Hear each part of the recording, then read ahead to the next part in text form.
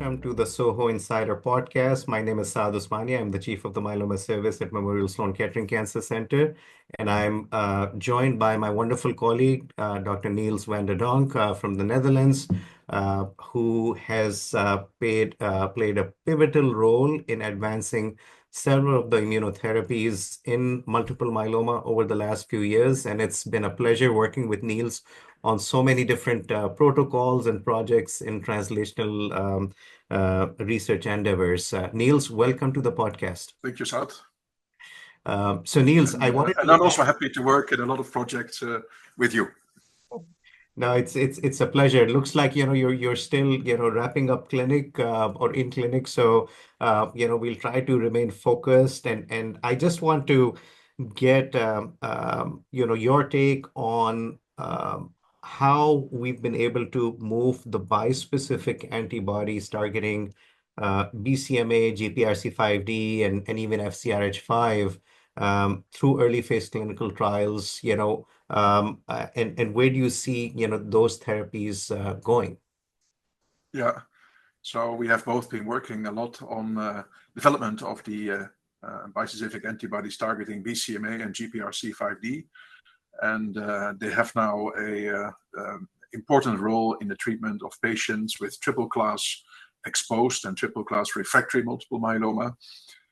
In the past, there was not so much that we could do for these patients, but now CAR T-cell therapy, the bispecific antibodies are really providing substantial benefit to these patients with high response rates, deep response rates. A lot of patients achieve VGPR or CR. And this translates into durable remissions with a median progression-free survival of 12 to 15 months. And I still have patients from the phase 1 program that are still in CR almost 5 or 6 years after starting with the bispecific antibody treatment. So that's very good results. We can also sequence these bispecifics. We can move from a BCMA bispecific to a GPRC5D bispecific or vice versa. We have learned that we need a break from the bispecifics. I think it's important to have an interval of at least 3 to 6 months to allow the T cells to recover when you move from one to the other bispecific, if that's possible, of course, because sometimes these patients are so heavily pretreated, have such an aggressive relapse that is not always a possibility. In the meantime, various studies are ongoing whereby the bispecifics move to earlier lines of treatment. I think T cell fitness is better preserved in earlier lines of therapy. So I'm looking forward to the results from the large phase 3 studies, but we know already from subgroup analyses that earlier lines of therapy translate into better efficacy of the bispecific antibody. And of course, we are also learning about combination strategies. I think all very exciting developments in the field. I think one thing that has really become more evident is the patterns of or the mechanisms of resistance.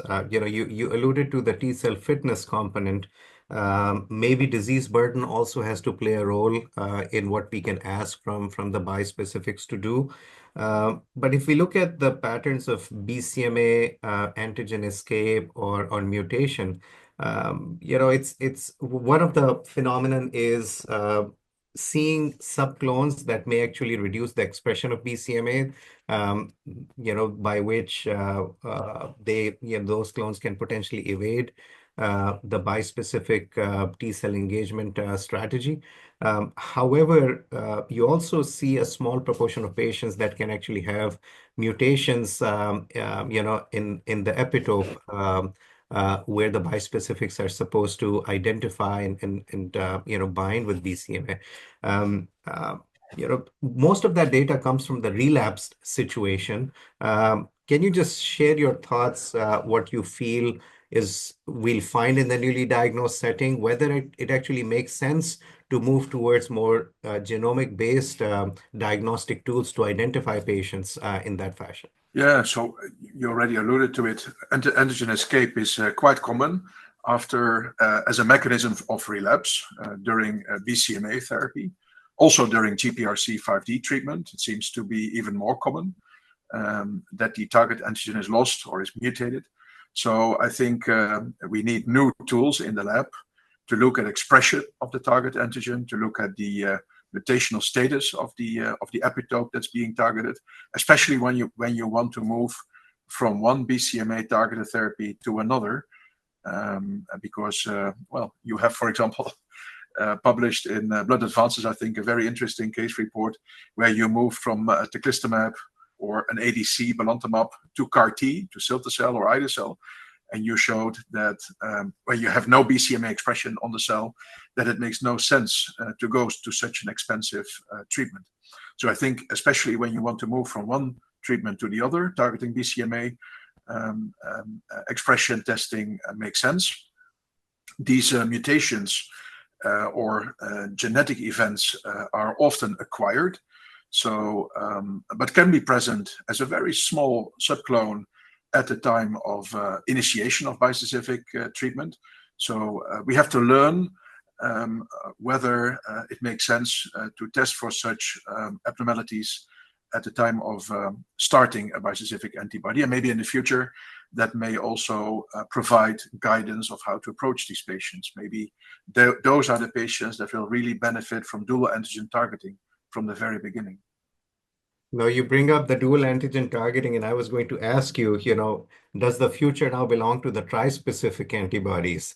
And, is that a strategy that we are all going to move towards to mitigate, this concern about antigen escape, and maybe targeting two different antigens might actually be a better strategy as long as the safety profile looks okay? Just share your thoughts. I think you actually just presented these data a few weeks ago as well. Yeah, we presented well, there are several trispecifics in fact in development, and I was happy to present, according for my co-authors, the data on J&J 5322, a BCMA and GPRC5D dual targeting trispecific antibody with low CD3 affinity, so it can be given every 4 weeks from the very beginning. And we demonstrated a very promising overall response rate of 100% in patients treated at the recommended phase 2 dose that were not yet exposed to BCMA or GPRC5D targeted therapies. And 70% of these patients achieved a complete remission, and this translated into a promising progression-free survival of 95% at 1 year. I think also the safety profile looks promising. Maybe the more directed targeting of tumor cells that express both GPRC5D and BCMA results in a good safety profile, less oral adverse events, almost no patients experiencing weight loss. So I think the data look very promising. However, we need more patients treated at the RP2D. We need longer follow-up to look at the durability of the response. But I think the data looks good, especially when you consider that when you move from one bispecific to the other, that the efficacy of the second bispecific antibody is substantially lower than the efficacy of the first bispecific, probably due to reduced T-cell fitness or reduced T-cell numbers. So I think the future looks bright for the trispecifics. We are also looking at combination strategies now in patients with earlier lines of therapy, less prior lines of therapy. We are even testing the trispecific now in combination with dara in newly diagnosed patients. In the future, hopefully again challenging transplant, which is still a key component in Europe for the newly diagnosed myeloma patient.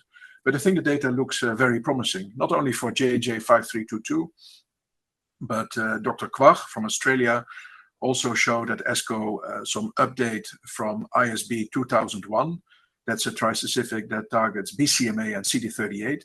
And also she showed high response rates, promising response duration, also in patients that were previously exposed to BCMA targeted therapies. This is great. I think this is a great overview, and it's gives me a pause to think about, 14, 15 years ago, we used to talk about 20-25% response rates, 3-4 months PFS in PI-IMiD refractory patient population. And now we're talking about 65 to 100% response rates and median PFS of a year and a half or two or even longer. in more heavily pretreated patients than we had in the past. So you are right, the future is bright. And then, I do feel that to cure the disease, we will likely, need total immune therapy. One thing that we did not talk about is the potential role of antibody drug conjugates, but I think that those might also be strategies for certain patient populations, Niels. Yeah, Uh, and it's great to have all these options, because we are testing different hypotheses, and there might be different roads to that, road to success in cure for myeloma. yeah, absolutely. I think the combination strategy of belantamab with pomalidomide and bortezomib is very promising, and we can probably use the belantamab less frequent than was done in the study, and thereby reduce ocular toxicities. So there are different tools for different subsets of patients to get the best results. Absolutely. And there are some GPRC5D focused ADCs also in clinical development too. Niels, this was great. Thank you so much for joining me for this podcast. I hope our audience got a whirlwind tour of what's happening with bispecific and trispecifics, how they're moving into the frontline setting. And you heard it from one of the world's leading experts, on that subject. Um, uh, Hope you learned. And thank you for joining the SOHO Inside podcast.